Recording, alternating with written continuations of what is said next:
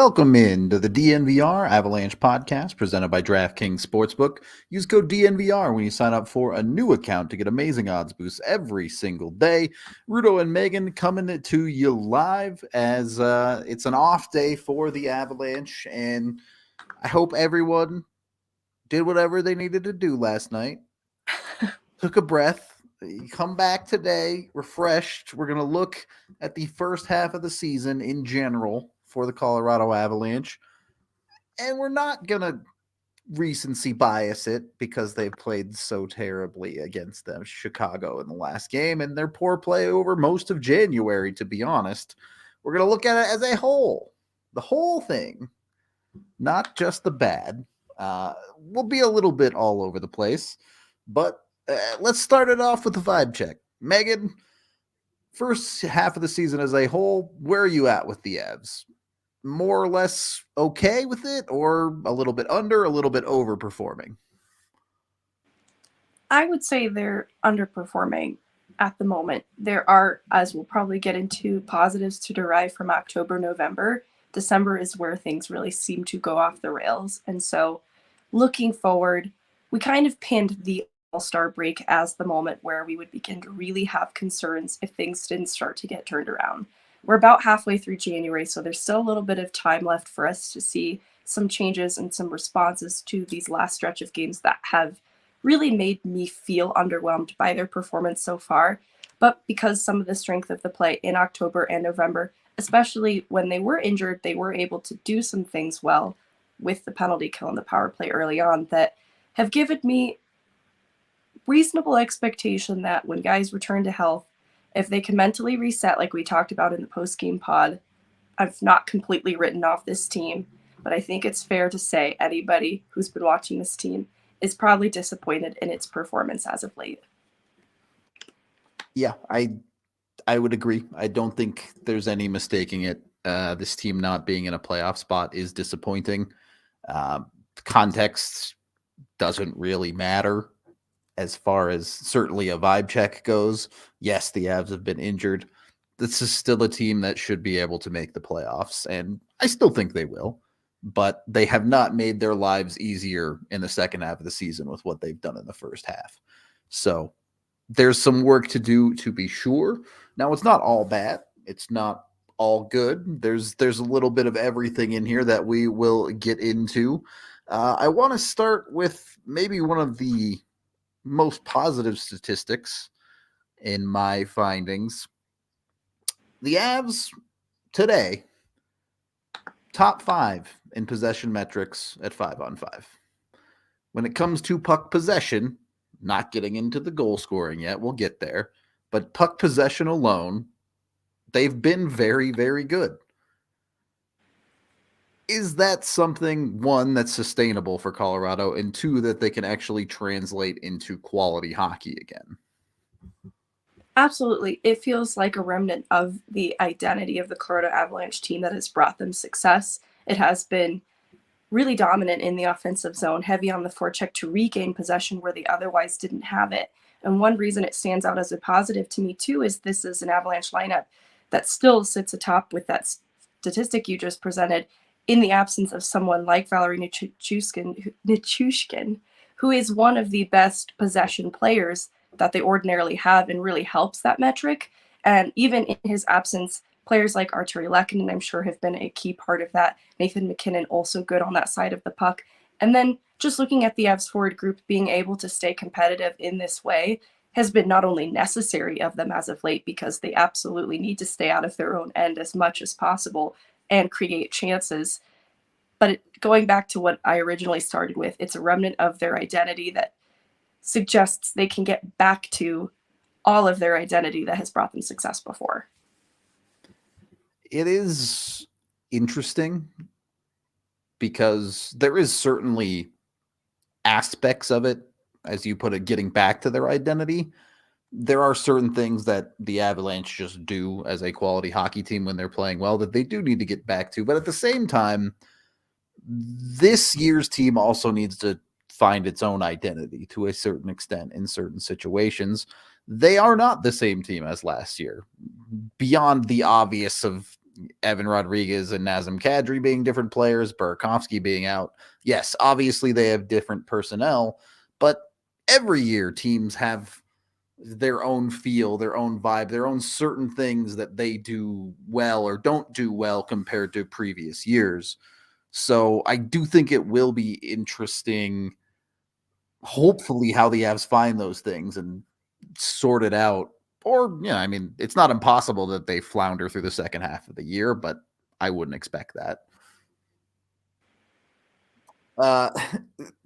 This was a positive place to start because I wanted to make sure we get some good statistics in there.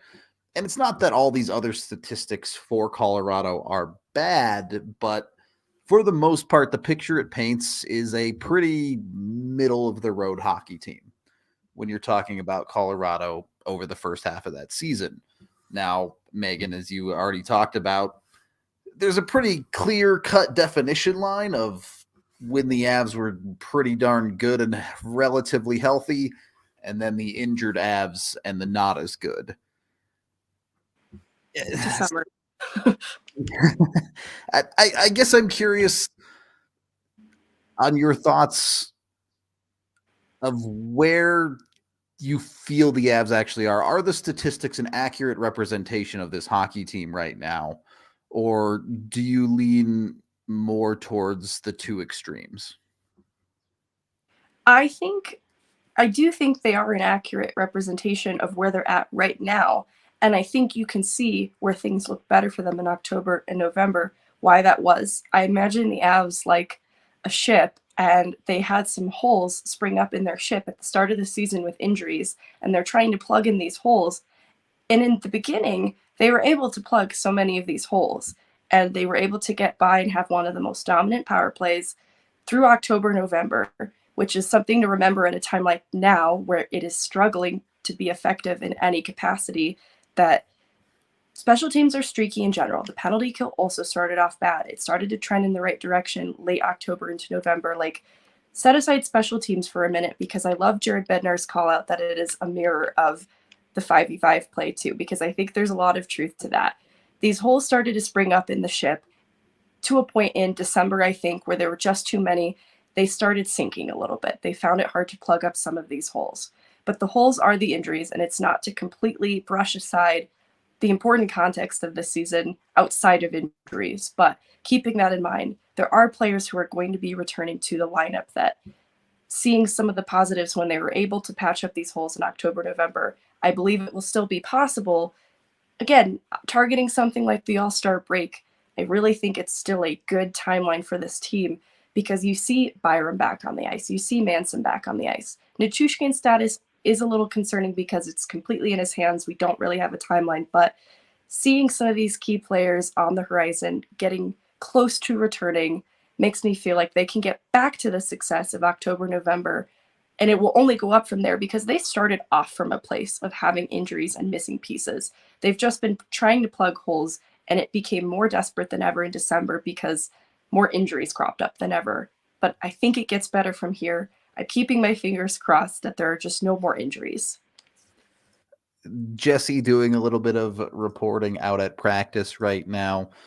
Did mention all three of those guys out skating again today, but also the Avs had what looks like about a 20-minute meeting in the locker room before practice today. So for those people calling for that, they got what they wanted, a little bit of a team meeting, certainly with the players side of things for the Avs today.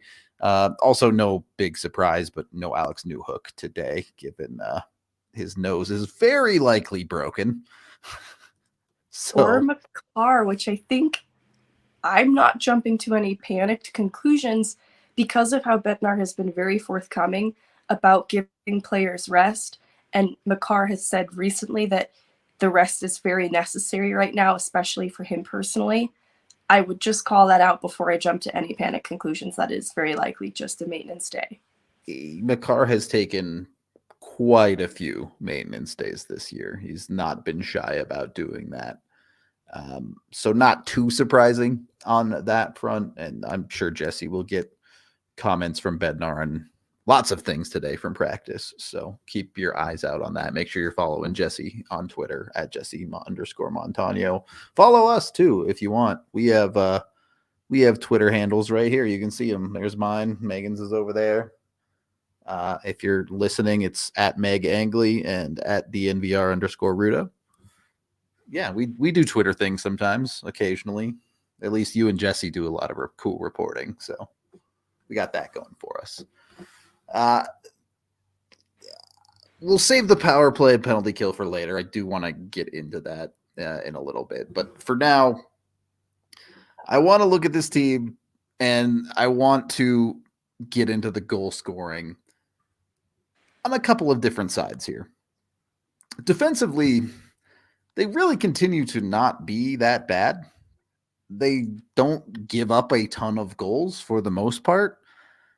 They're doing an okay job on the whole. Now, I know when you break it down and look at the number of high danger chances and things like that they're giving up, it's not great.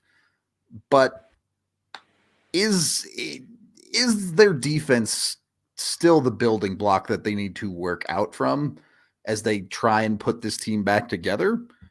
Or do they need to approach it from a different angle?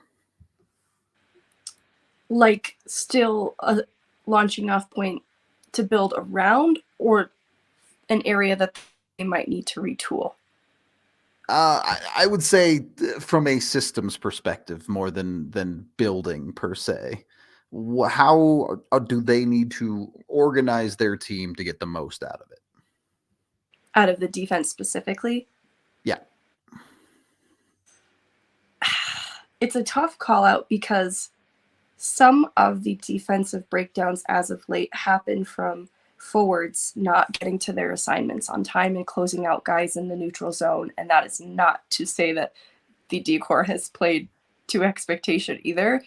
But for that reason, it's why when I think of how these systems should execute, I think the defensive responsibilities have become so heightened for the decor that for players that can contribute offensively, usually we're not seeing it as much because I think their defensive responsibilities are so heightened that there's so much pressure being applied there through the course of the game that they're not able to lean into the offensive side of their game as much right now. And so for that reason, the way I'd like to see that executed just slightly differently is, and I think this is happening, I think this is messaging that's being given, is the responsibilities of the forwards to contribute defensively too, in doing those things like getting back quicker on the back check and closing out guys early. The defensive responsibilities of the forwards, I think, has left more to be desired than where the decor has fallen short defensively, though it is obvious where the weaker sides of the decor show up in the bottom pairing. It's a Brad Hunt, Andreas Eglin, Curtis McDermott special that is being severely sheltered and putting a lot of pressure on the second and top pair. For that reason, I would call out maybe the second pair as being one that I'd like to see step up in these times to alleviate some of the pressure from the top pair, because that's where I think the Avs would also begin to touch on the identity that has brought them the success when Taves and Makar aren't having so much asked of them. They can lean back into the offensive contributions that they're known for, because I'm seeing Devon Taves, someone who is a very smart hockey player, make mental lapses that I'm not accustomed to seeing.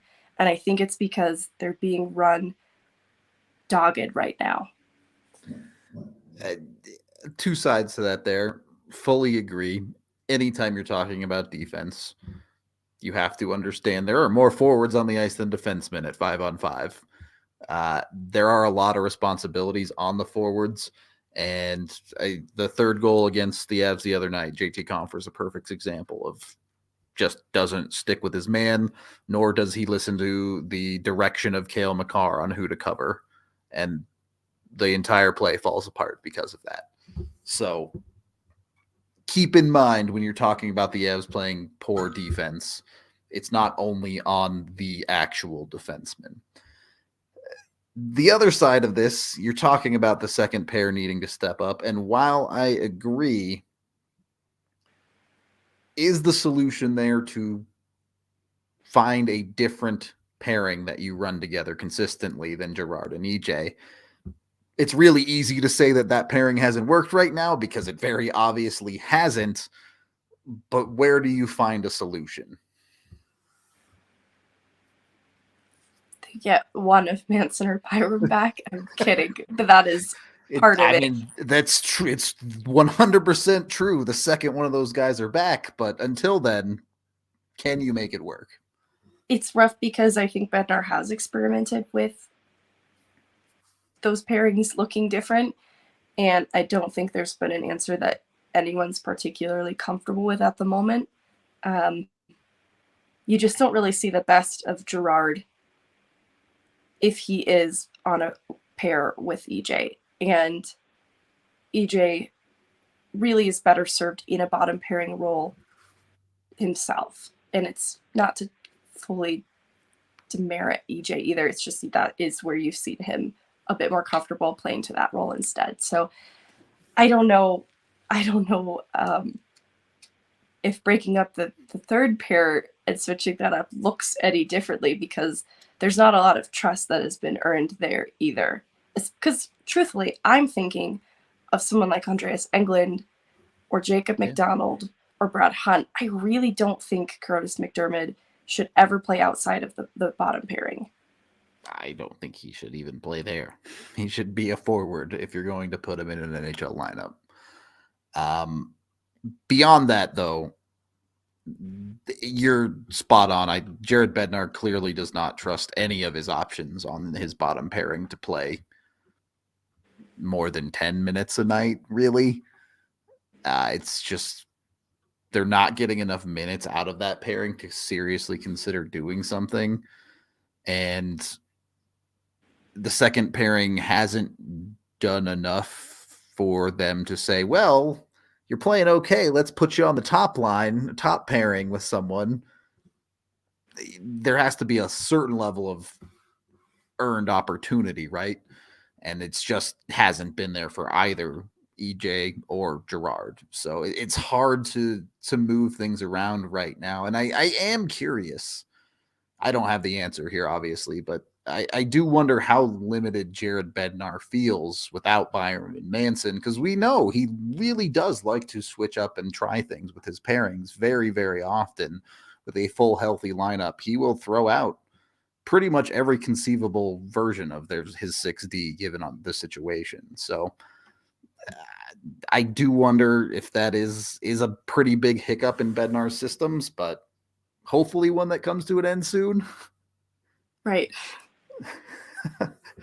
On that note, try to avoid any hiccups in your style game when you're out on the golf course. Get yourself some Pins and Aces merch, the official golf apparel merchandiser of DNVR. You can go to pinsandaces.com today. Use code DNVR when you sign up. Well, when you check out, not sign up. And you get 15% off and free shipping on your order. Of course, they have hats, apparel like polos, pants. I'm pretty sure they have golf spikes. Did we agree they were called spikes for golf? I think that's what we agreed on last time. Go in there, check it out. Get their beer koozies as well, their beer sleeve that goes right in your bag. You can carry 7 beers onto the golf course with you. Super easy. It's a great way to have a round of golf with a few beers. Check them out, pinsandaces.com. And we're also brought to you by our new partner, Meghan.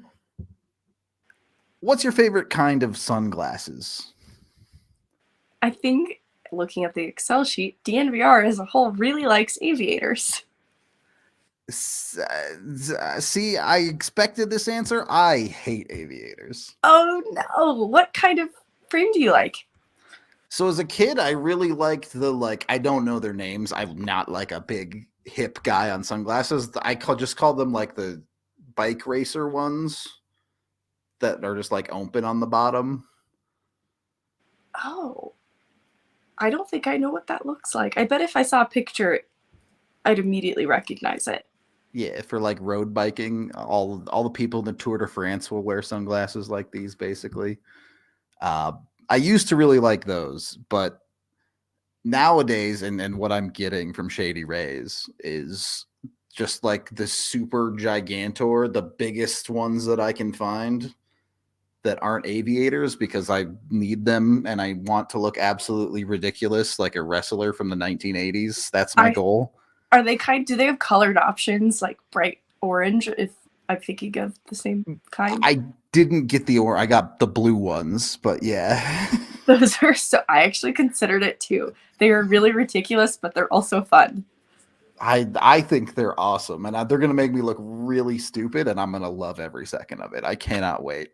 I promise they also have cool options if you want to look good in sunglasses too. You can check them out. Go over to shadyrays.com today. Get in on it. Get your sunglasses. They got a great deal going on right now. One, if you break your sunglasses or decide you don't like them in the first 30 days, you can send them back and get either refunded or a new pair for completely free.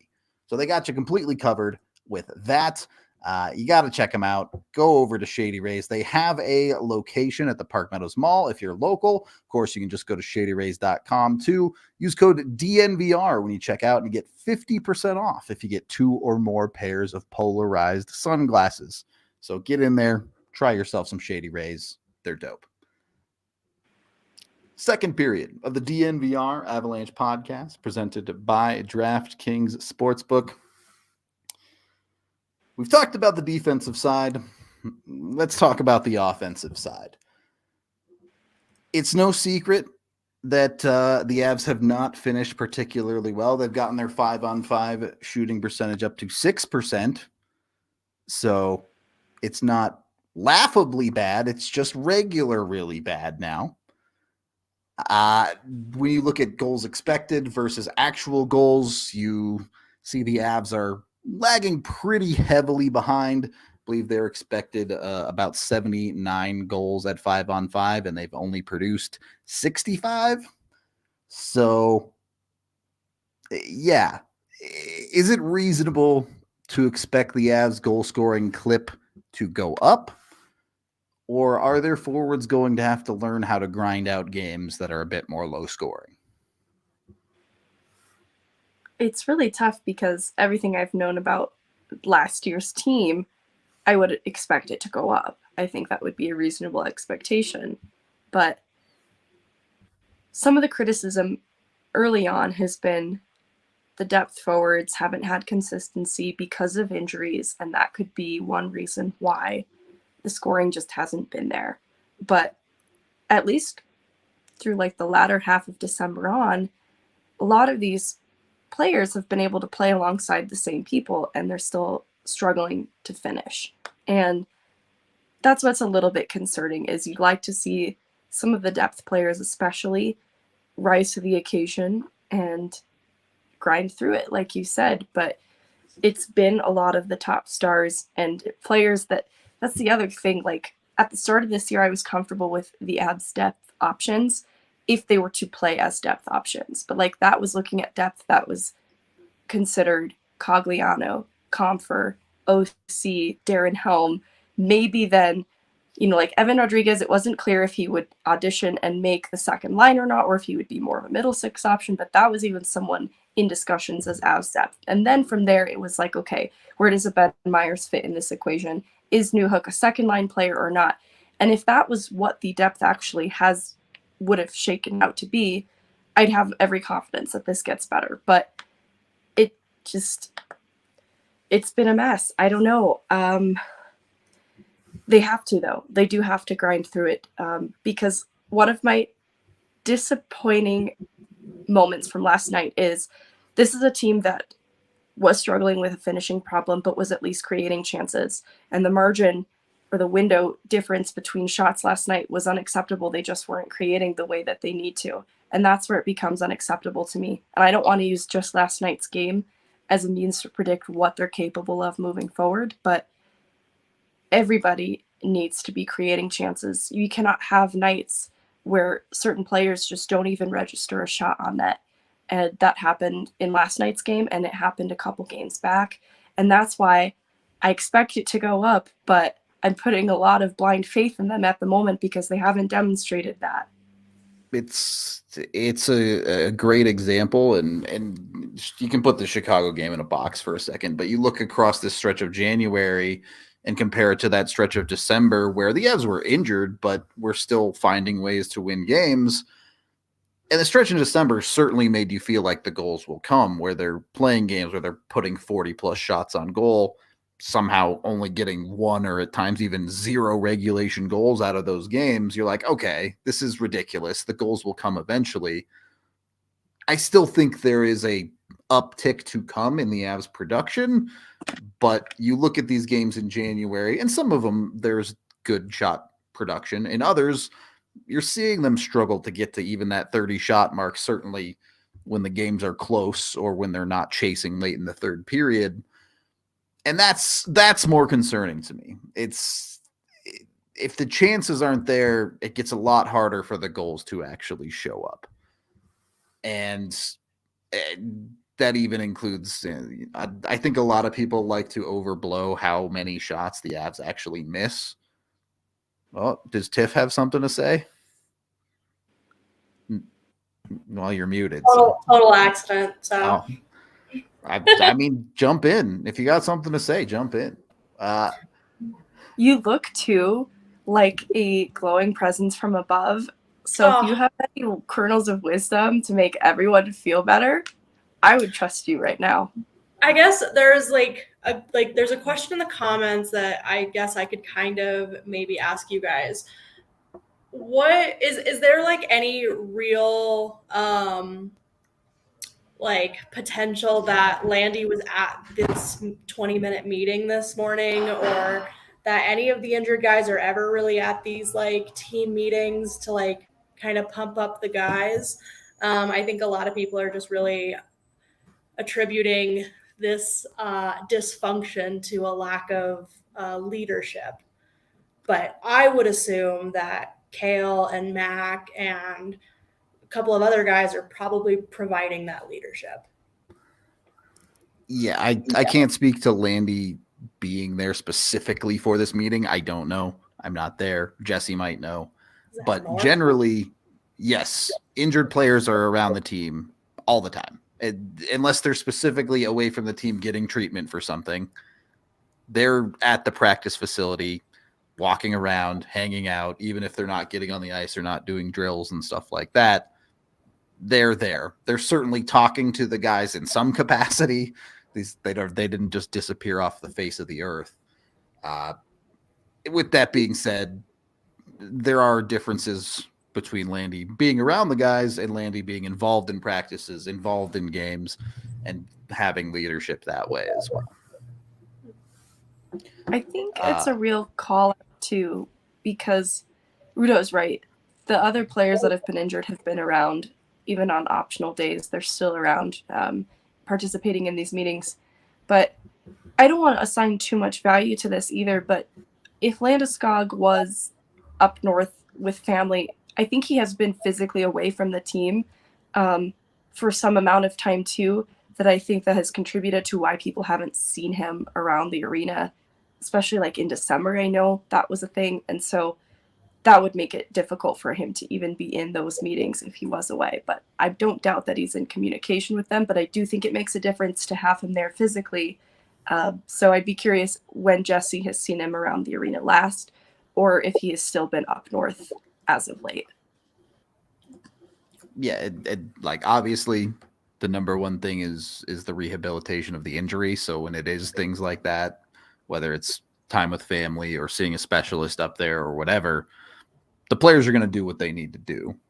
But beyond that, when they are in town, they're going to the practice facility when the team practices. Appreciate you guys. I'll let you get back on track. Sorry about that. No, that's perfect. All right, pop in anytime. As some more news is coming out, our usual nondescript injury report as Darren Helm will, quote, miss some time from Jared Bednar. So keep that injury train rolling. You're joking. You know, he did have such limited shifts last night. I didn't even think much of it. I was like, he's kind of in the doghouse, huh? Because Ben Myers was kind of spot shifting in his place. I didn't even think of this. Yeah,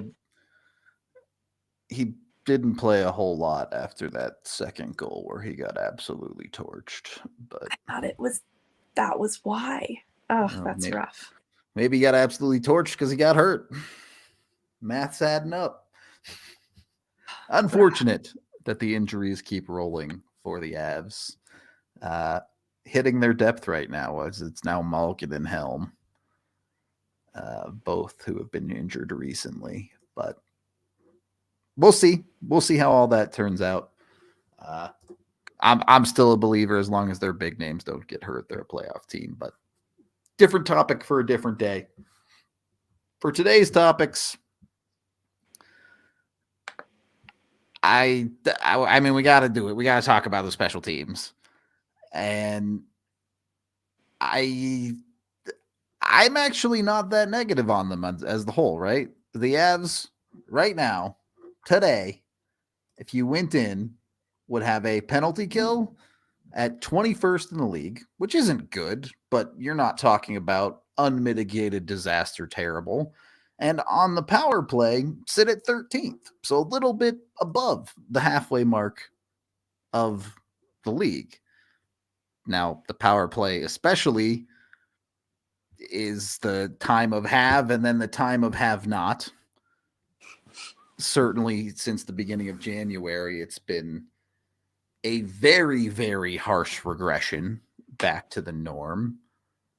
But on the whole of the year, it's been reasonably solid. There's still massive problems with the second unit. I don't think those are avoidable until you get healthy. But the first unit, is there faith in the system as currently constructed, Meghan, or does it need an overhaul? There's faith because as recently as November and October, it was the best in the league. You lose one of your key players, Nathan MacKinnon, for a moment. In his return, it has not been effective yet, but because that is just the nature of special teams being streaky, I look to how they were able, within the confines of this season alone, have a really effective power play to the point that we were asking ourselves, will the Avs ever score 5v5 ever again? They just continue to only score on the power play. That I do have trust in this system. Like you mentioned, though, they don't have a second power play unit. They've got guys from the second unit ordinarily spot shifting up with the first. That could be some of the problem too. Like Valnichushkin, because some of what I've noticed too is puck mismanagement and losing possession, trying to cycle the puck on the power play. That is not something I expect to happen when Valnichushkin is on the top power play unit. So I hate pointing to health and players returning again to another reason why I think it gets better. But just as a whole, you look at the offensive weapons that are on that top power play unit alone, I do still think it is going to improve. It just needs a little bit of time. It's okay to be very disappointed in it right now also.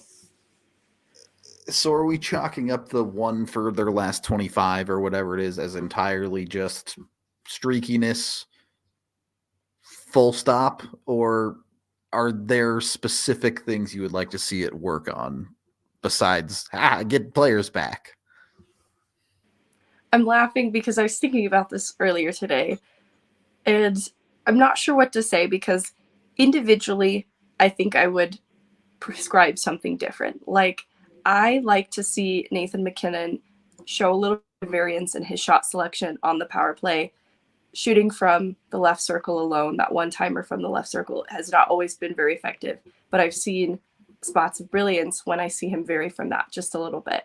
Of course, too, I've also appreciated Newhook on the second unit entries have looked good for me so far. Same with Nathan MacKinnon entries on the first. Appreciate that. It's where I see players like Mikko Rantanen step outside of their ordinary that I actually think things don't work as well for him. So like my prescription for Mikko Rantanen would actually to do what he does best and keep it a little simpler there. So for that reason, it's a little different player by player what I might recommend. And then beyond that too, I think not a lot of tinkering I would recommend needs to be done. I just think they need some more reps and time. Sometimes simple hockey is best hockey. I do believe that to a fault, right? Like, I don't mind Nathan MacKinnon getting creative with it, but I'm not sure I have that trust in other players right now. Yeah, that definitely fair to say so. One more topic before we get to our next break here.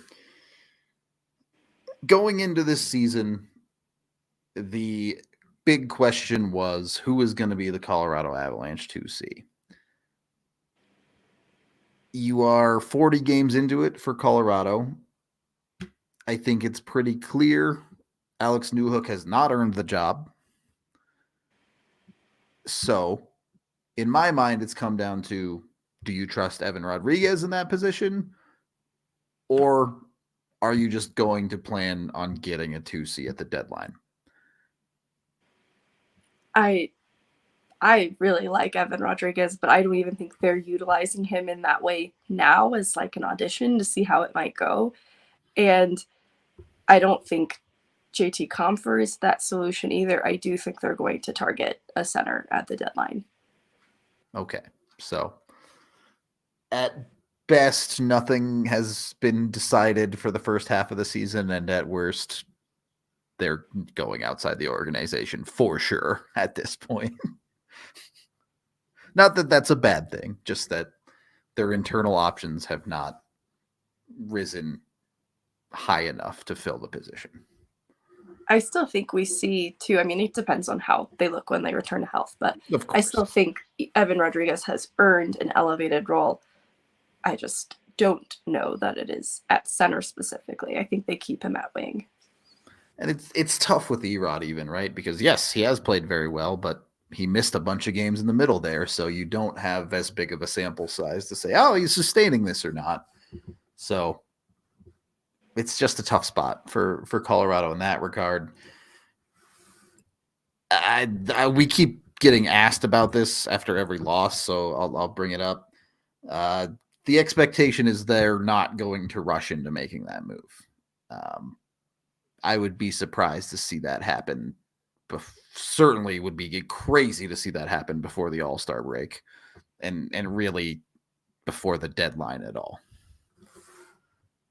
So we'll see. I think, historically too, it's not a team, especially recently, that has made moves in a panic. I think the most panicked or impulsive thing that they did was signing Galchenyuk as quickly as they did.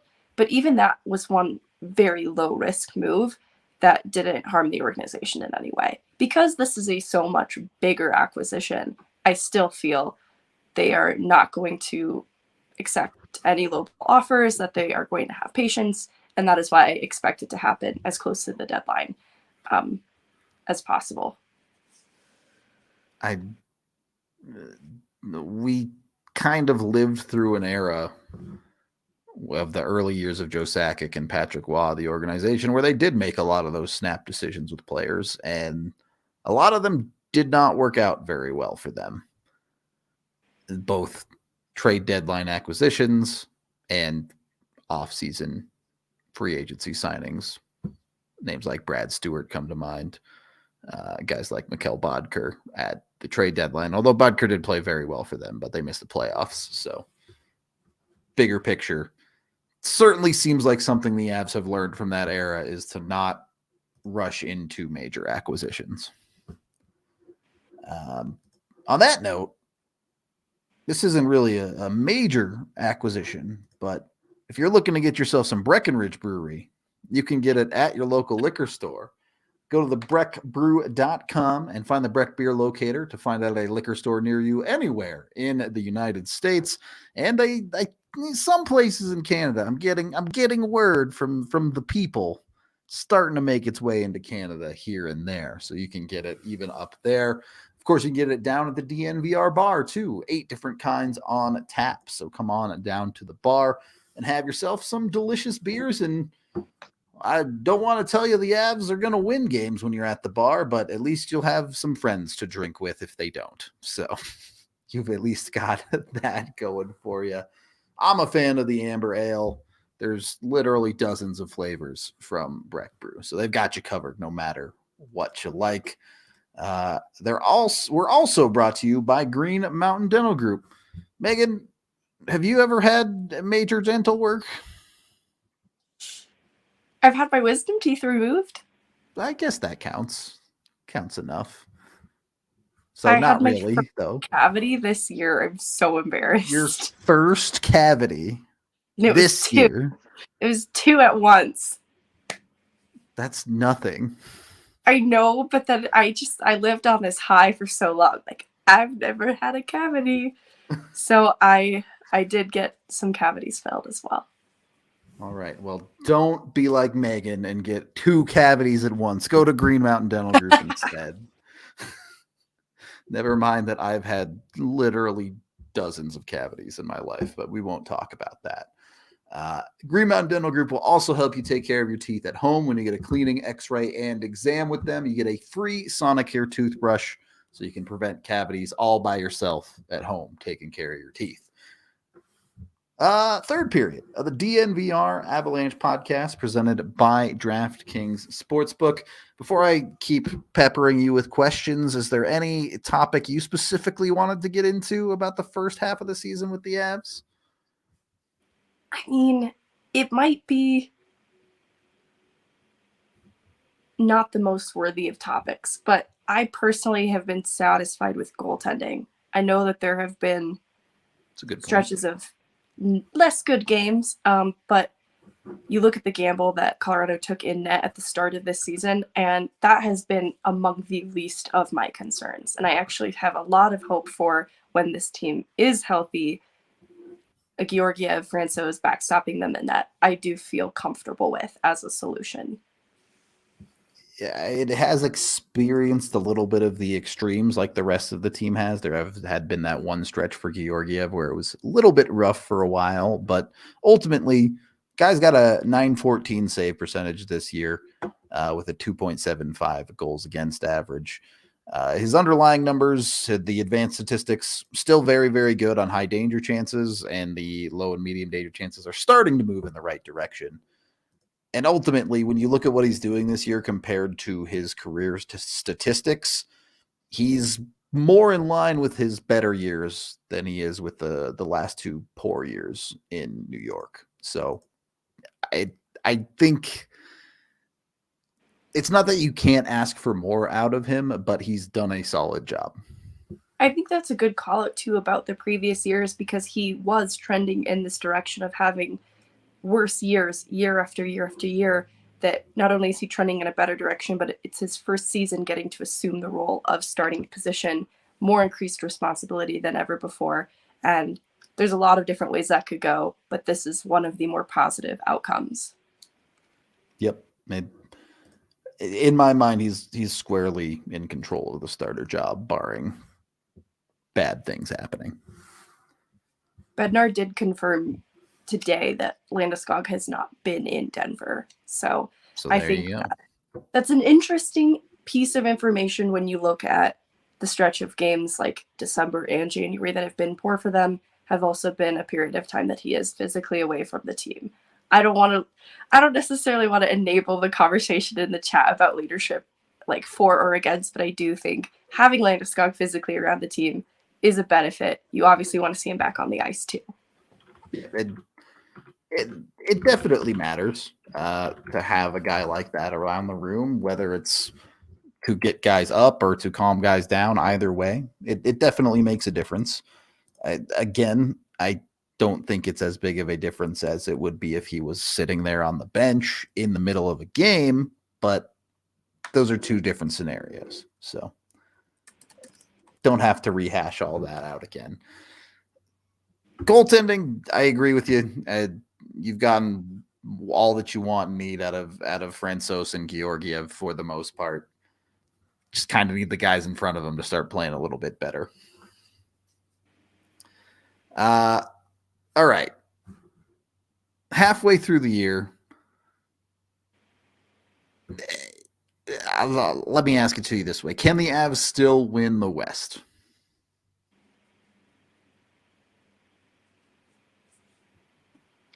In the wise words of Justin Bieber, I will never say never, but I still think that they can achieve a lot of success this season not winning the West, and I think that's more realistic. Like I would never want to lowball expectations for them either, but that would be a very difficult feat.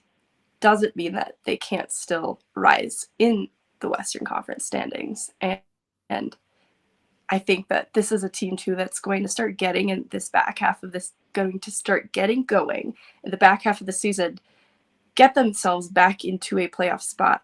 And that's where I'm really going to think we are going to see the heroics from this team, is in the playoff arena. There's still a lot of work to get to that point, but that is sort of where I'm setting my expectation for now.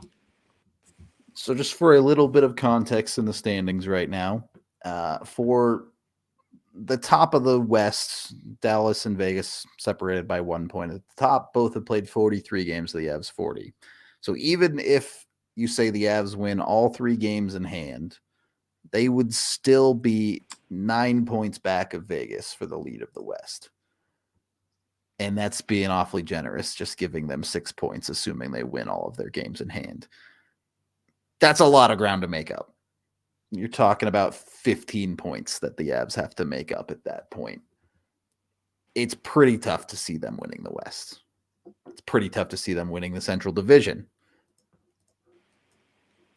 Even second place in the Central Division, I would say, might be tough. Winnipeg sitting on 55 points with 42 games played.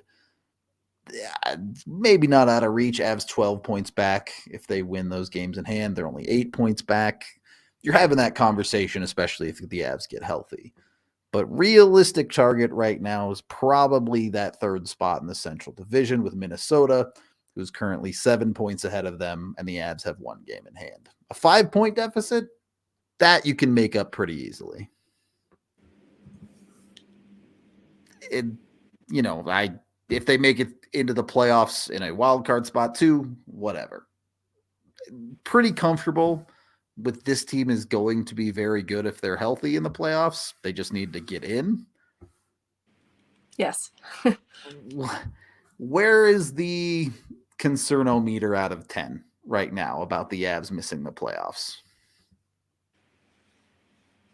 I'm nervous to assign a number to this. And I don't want to be lame and say 5, like just completely pick middle of the road.